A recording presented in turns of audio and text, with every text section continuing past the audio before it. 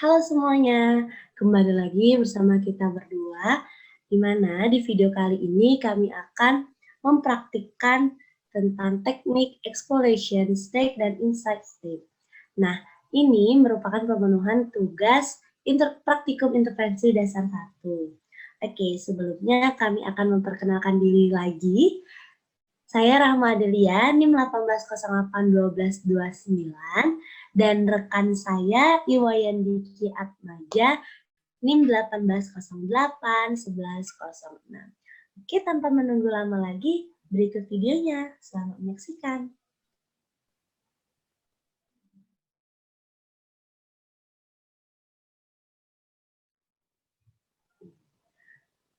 Oke, Mas Diki, saya merupakan konselor yang akan mendampingi Mas Diki selama proses konseling pada malam hari ini. Nah, pada saat ini saya berada di bawah supervisor psikolog. Saya akan mendengarkan secara penuh apa yang Mas Diki ceritakan. Sehingga Mas Diki tidak perlu khawatir untuk menceritakan apapun itu. Apapun yang Mas Diki ceritakan akan saya jaga kerahasiaannya. Namun apabila ada sesuatu yang di luar kemampuan saya, maka supervisor akan membantu saya. Baik, Mas Diki, bisa kita mulai untuk sesi konselingnya? Oke Mbak, langsung mulai ya. Iya. Oke Mas Diki, boleh nih Mas Diki menceritakan apa yang membuat Mas Diki untuk memutuskan datang ke konseling ini? Ya, jadi gini Mbak, selama pandemi ini perkuliahan saya yang biasanya tatap muka sekarang menjadi daring atau online. Dan di sini saya menemukan banyak sekali masalah Mbak, terlebih dalam perkuliahan seperti tugas yang tidak selesai dan belum lagi kayak pekerjaan di rumah di luar perkuliahan gitu Mbak. Oke, begitu ya Mas ya. Jadi Masnya masih dalam proses adaptasi ya Mas dalam perkuliahan ini? Iya Mbak, benar sekali seperti itu. Oke Mas Diki, kemudian apa yang Mas Diki rasakan saat menjalankan perkuliahan daring ini Mas? Yang saya rasakan sejauh ini jenuh Mbak. Jenuh yang seperti apa Mas yang dirasakan? Ya, jenuhnya tuh kayak kegiatannya tuh kayak monoton ya. Tiap hari kita di depan layar terus tugas banyak dan nggak kelar-kelar. Deadline juga nggak teratur, Mbak. Kemudian kesibukan yang lain juga, saya juga merasa sangat jenuh dengan keseharian yang seperti ini. Tetapi saya tetap mengerjakan tugas-tugas perkuliahan itu, Mbak, tepat waktu.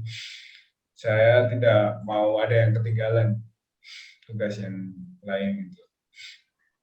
Oke. Jadi dengan perkuliahan online ini, Mas kurang mempunyai waktu yang luang ya untuk beristirahat. Iya, Mbak, benar sekali. Kemudian perasaan apa lagi yang Mas rasakan? Saya merasa sangat pusing, apalagi melihat hasil yang saya dapat itu kurang memuaskan ya, Mbak. Padahal saya sudah capek-capek mengerjakan tugas perkuliahan tersebut. Oke, jadi Mas Diki merasa kecewa ya dengan hasil yang didapat dari kerja keras Mas Diki itu. Iya, Mbak, benar sekali. Merasa kecewa padahal saya udah capek-capek sebelum.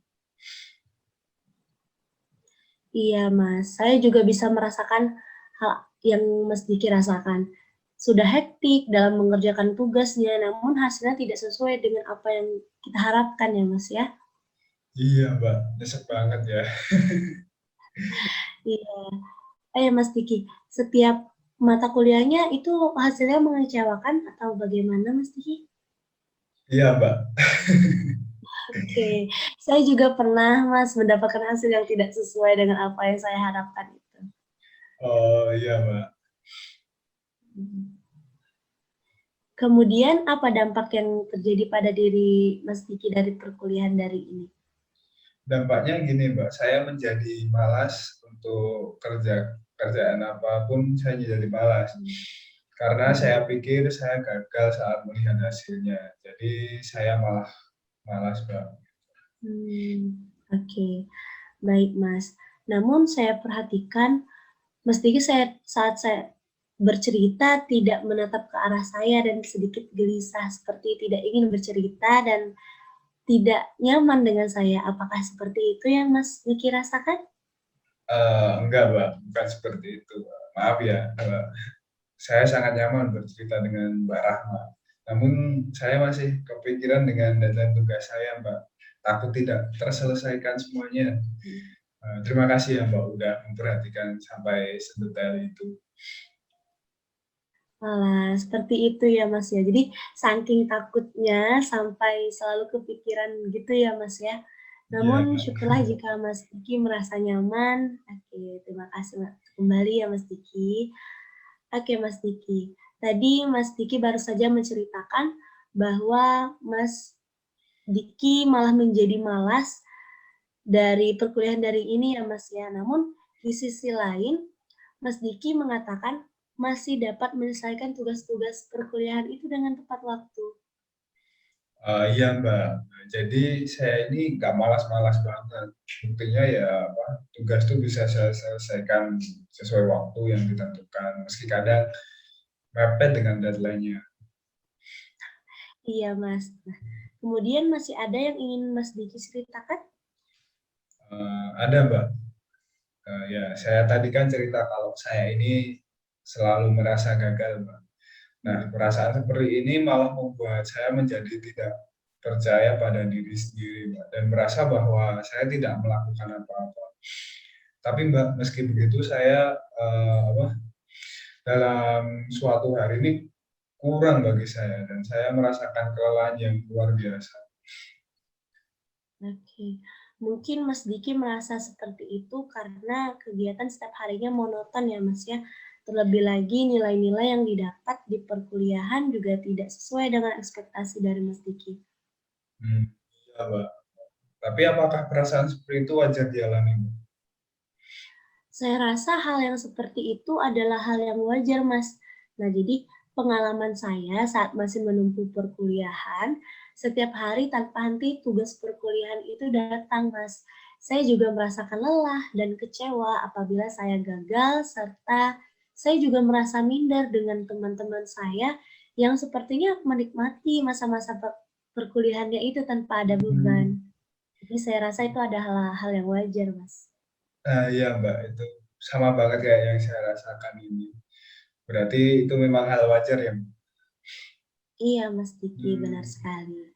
Oke, Mas baik. Diki masih ada yang ingin Mas Diki ceritakan atau ingin menjelaskan lebih lanjut? Mungkin dari saya cukup itu saja sih, Mbak. Oke, baiklah kalau begitu. Kalau memang sudah cukup, kita bisa akhiri sesi konseling pada malam hari ini. Untuk sesi berikutnya akan saya kabari melalui chat WhatsApp ya, Mas ya. Terima kasih untuk waktunya malam hari ini, Mas. Semoga sehat selalu. Ya, Mbak, baik. Terima kasih kembali. Amin, amin.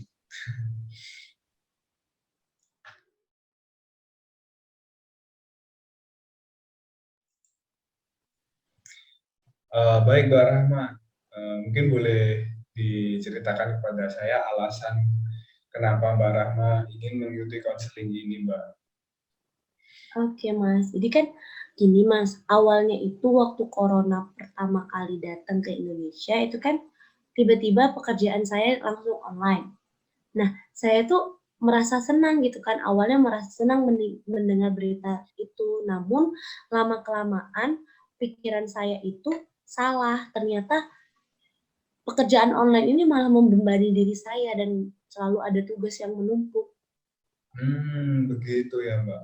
Lalu lebih jelasnya?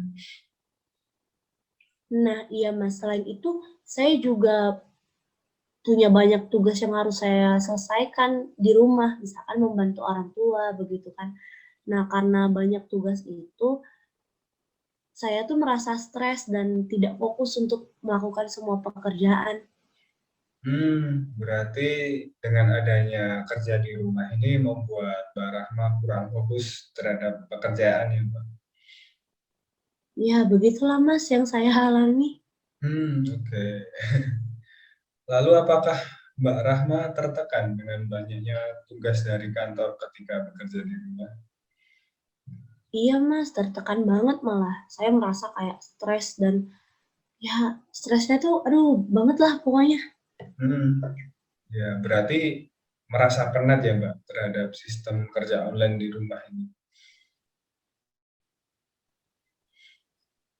Nah, iya betul sekali Mas. Karena kan kalau misalkan kita nih kerja secara offline, itu kan bisa tukar cerita dengan rekan kerja. Tapi kalau online ini nggak bisa Mas. Jadi menurut saya tugasnya tuh isinya cuma tugas, tugas, tugas, tugas.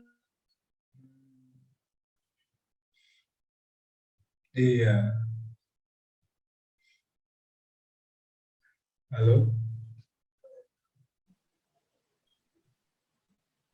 oke, udah sambung lagi ya. Iya Mbak. Langsung aja, langsung aja.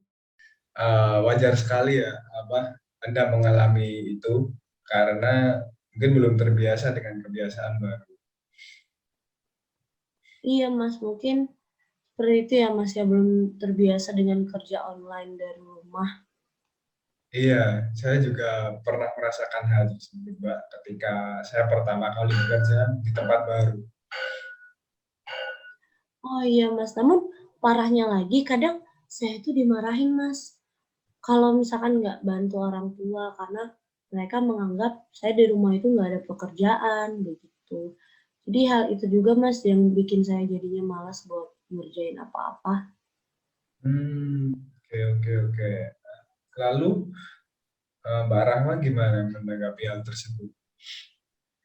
Saya sih nggak ambil pusing ya Mas ya. Jadi saya ya udah tidur aja gitu Oh ya, daripada iya karena males, males banget. iya. Tapi tidur itu malah gini ya, Mbak, justru menghindari overthinking ya. Nah, mungkin ada lagi yang ingin Mbak Rahma ceritakan. Nah, di lain sisi, saya juga ingin mendapatkan hasil yang baik di pekerjaan saya, Mas. Saya tidak ingin intensitas kerja saya menurun dan membuat atasan saya marah. Oke, baik. Mbak Rahma baru saja mengatakan bahwa tidak ingin intensitas kerjanya menurun ya. Tapi Mbak Rahma tadi juga mengatakan bahwa ketika sedang banyak pekerjaan, Mbak Rahma malah memilih tidur untuk menghindari stres. Iya, Mas, saya sendiri bingung mikirinnya gitu kan. Atasan saya akhir-akhir ini mengeluhkan kerjaan saya karena saya sering menyelesaikan tugas mepet dengan deadline. Mungkin Mbak Rahma masih malas mengerjakan setiap pekerjaan karena belum dapat memanage waktu dengan baik antara pekerjaan di rumah dengan pekerjaan di kantor. Iya, Mas, saya ingin semua pekerjaan cepat selesai sehingga saya bisa mengerjakan hal lain. Tapi hal tersebut sulit untuk saya lakuin. Oke, saya dulu juga begitu, Mbak. Setiap memiliki pekerjaan baru, pasti ingin banget rasanya segera menyelesaikannya. Supaya apa? Biar nanti jika ada tugas baru, biar langsung bisa dikerjakan lagi, biar nggak numpuk. Tapi lama-lama saya gini ya, Pak, menyesuaikan diri dengan kesibukan lain agar tidak tertekan dengan pekerjaan lain gitu, Pak. Jadi ya dijalani aja lah. Tidak salah bukan? Bener juga sih Mas, namun mohon maaf Mas, sebelumnya saat ini saya merasa tidak nyaman untuk bercerita. Sepertinya Hmm. pertanyaan yang Mas berikan itu, membuat saya tertekan. Oh, oh iya, baik, maaf. Saya juga merasa kurang nyaman. Namun saya tersanjung karena Mbak Rahma mau bercerita sepenuhnya kepada saya. Oke, kalau begitu apakah masih ada yang ingin Mbak Rahma ceritakan? Saya rasa cukup deh Mas, soalnya udah saya ceritain semua. Oke, dari apa yang Mbak Rahma ceritain tadi, saya sudah dapat memahami apa yang Mbak Rahma rasakannya. Mungkin jika tidak ada yang perlu diceritakan, kita sudahi dulu pertemuan kali ini ya, Mbak.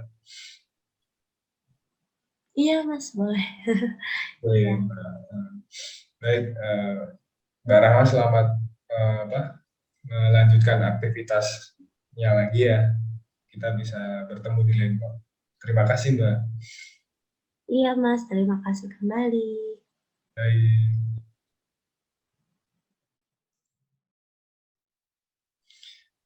Baik teman-teman, itu tadi video dari kami berdua. Mungkin banyak salahnya, kami mohon maaf. Semoga video dari kami bermanfaat dan semoga kita bisa bertemu di lain video. Terima kasih. Wassalamualaikum warahmatullahi wabarakatuh. Dadah, see you on the next video. Bye.